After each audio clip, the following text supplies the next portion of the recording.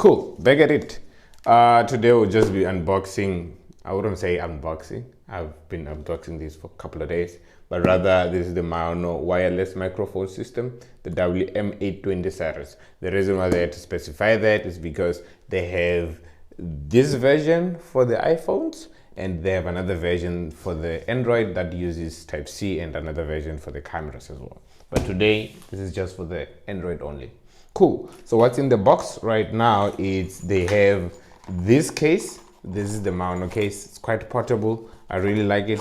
Just gotta zip it and it's good to go. Cool. Inside the case, the first thing is obviously fluffy. This is the very same thing as this, and it goes hand in hand with your microphone. There is two of these that goes at the same time. You can use them at the same time. So if you're having like, a podcast kind of thing or conversation thing with somebody, you should be able to do work as fine.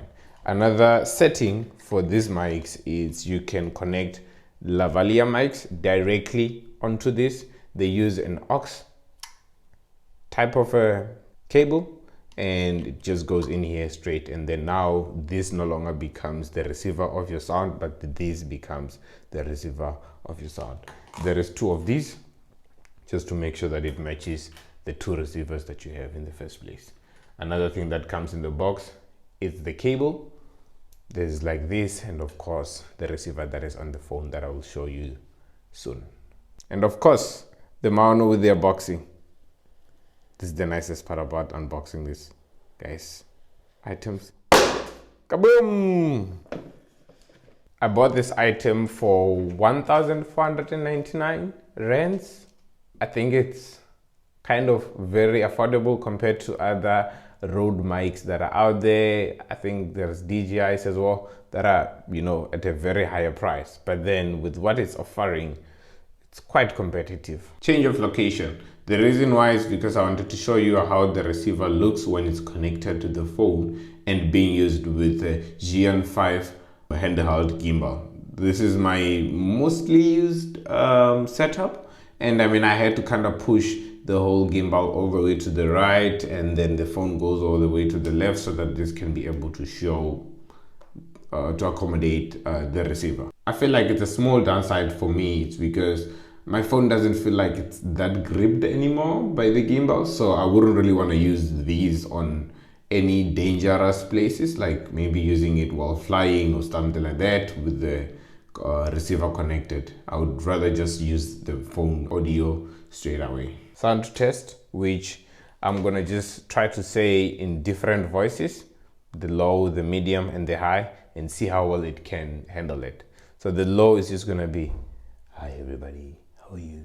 And then the mid is just gonna be, "Hi everybody, how are you?" And the high will be like, "Hi everybody, how are you?" You get what I'm saying? And then yeah, you got the test. And now it should be able to use this microphone. The ideal use case for this microphone is probably somewhere here. You should be able to pick it up like there's nothing wrong. You should be able to be comfortable. It has a very nice clip at the back, so you should be able to just plug it, clip it on your t-shirt or your pocket, and then be able to do some very nice move. It has a good range. In many cases, I could just be moving from my bedroom to the sitting area here. It will be picking it up. But then, for me, it's not really a big problem because in many cases, I just want to use it in close range. It's just that I'm moving and I'm not too close to my phone. And yeah, we're going to do a quick test with the lavalier mic connected. So I'm going to do, "Hello, everybody," and "Hello, everybody," and "Hello, everybody. Ooh, what do you do?" Thank you very much.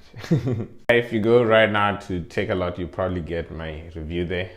So the issue that I had or that I faced was it kind of disturbs a lot of my clips. It will just do some wheezy sound that is very irritating. Nobody could bear that. I actually thought it was like some sort of frequency interferences. I thought maybe I had to kind of take it away from my laptops or network devices and stuff like that. It just happened again at some other time when I was filming the chicken licking video.